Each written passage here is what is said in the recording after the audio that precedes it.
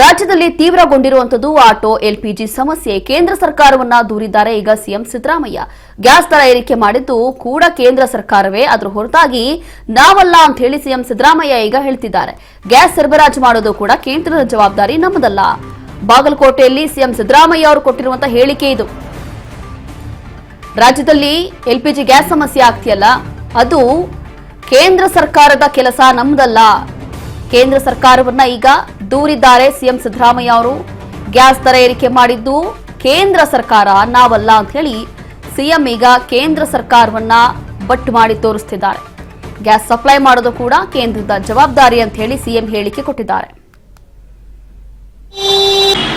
Gas ಬೆಲೆ ಇವತ್ತು ಎಷ್ಟಿತ್ತು ಅವ್ರಿಗೆ ಬಂದಾಗ, ಪ್ರಧಾನಮಂತ್ರಿ ಆಗಿದಾಗ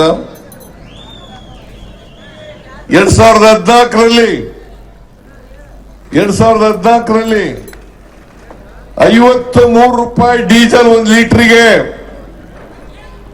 ಇವತ್ತು 95 ರೂಪಾಯಿ. ಗ್ಯಾಸ್ 1 ಸಿಲಿಂಡರ್ಗೆ, ಅಡಿಗೆ ಅನ್ನಲ್ಲ, ಅದಕ್ಕೆ 414 ರೂಪಾಯಿ. ಇವತ್ತೆಷ್ಟಿದೆ? 1,000 ರೂಪಾಯಿ. 1,000 ರೂಪಾಯಿ. ಇದನ್ನ ಹೆಚ್ಚು ಮಾಡಿದವರು ಯಾರು? ಇದೇ ನರೇಂದ್ರ ಮೋದಿ ಅವರು. ಪೆಟ್ರೋಲ್ ಬೆಲೆ ಎಷ್ಟಿತ್ತು ಅವತ್ತು? ನರೇಂದ್ರ ಮೋದಿ ಅವರು ಪ್ರಧಾನಮಂತ್ರಿ ಆದಾಗ ಪೆಟ್ರೋಲ್ ಬೆಲೆ 71 ರೂಪಾಯಿ ಇತ್ತು. 71 ರೂಪಾಯಿ ಇತ್ತು. ಇವತ್ತು 102 ರೂಪಾಯಿ. ಇವತ್ತು ಗ್ಯಾಸ್ ಸಿಲಿಂಡರ್ಗಳು ಸಿಗ್ತಾ ಇಲ್ಲ. ಆಟೋಗಳಿಗೆ ಗ್ಯಾಸ್ ಸಿಗ್ತಾ ಇಲ್ಲ. ಇವತ್ತು ಸಿಕ್ಕದೇ ಇರ್ಲಿಕ್ಕೆ ಕಾರಣ ಯಾರು? ನೆಪ ಏನ್ ಹೇಳ್ತಾರೆ ಅಂದ್ರೆ, ಯುದ್ಧ ನಡೀತಾ ಇದೆ. ಆ ಯುದ್ಧ ನಡೀತಾ ಇರೋದ್ರಿಂದ ಗ್ಯಾಸ್ ಸಿಲಿಂಡರ್ಗಳು ಸಿಗ್ಲಿಕ್ಕೆ ಸಾಧ್ಯ ಇಲ್ಲ. It is the duty of the central government.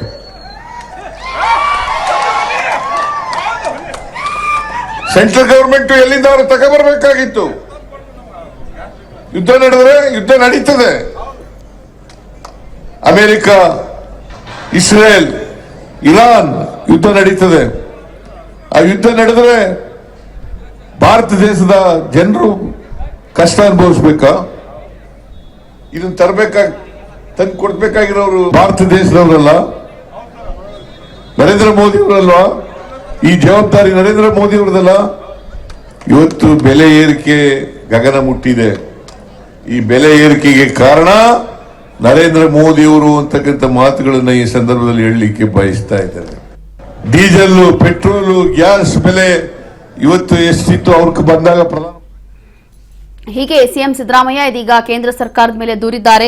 Gas ಬೆಲೆ ಏರಿಕೆ ಮಾಡಿದ್ದು ಕೇಂದ್ರ ಸರ್ಕಾರ, ಹೊರತಾಗಿ ರಾಜ್ಯ ಸರ್ಕಾರ ಅಲ್ಲ ಅಂತ ಹೇಳಿ. ಈಗಾಗಲೇ ಎಲ್ಪಿಜಿ ಗ್ಯಾಸ್ ಸಮಸ್ಯೆ ವಿಚಾರದಲ್ಲೂ ಕೂಡ ಸಿಎಂ ಇದೇ ರೀತಿಯಾಗಿ ಹೇಳಿಕೆಯನ್ನ ಕೊಟ್ಟಿದ್ರು.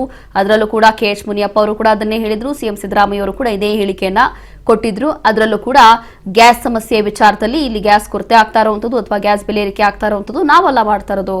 ಗ್ಯಾಸ್ ಸಪ್ಲೈ ಮಾಡೋದು, ಗ್ಯಾಸ್ ಸರಬರಾಜು ಮಾಡೋದು ಕೇಂದ್ರ ಸರ್ಕಾರ, ಹೊರತಾಗಿ ನಾವಲ್ಲ. ರಾಜ್ಯದಲ್ಲಿ ತೀವ್ರಗೊಳ್ತಾ ಇದೆಯಲ್ಲ ಆಟೋ ಚಾಲಕರ ಪರಿಸ್ಥಿತಿ ನೋಡ್ತಾ ಇದ್ವಿ. ಮತ್ತೊಂದು ಕಡೆ ಆಟೋಗಳು ನಿಲ್ತಾ ಇದೆ. ಇದೆಲ್ಲವೂ ಕೂಡ ಸಿಎಂ ಈಗ ಕೇಂದ್ರದ ಮೇಲೆ ದೂರಿದ್ದಾರೆ.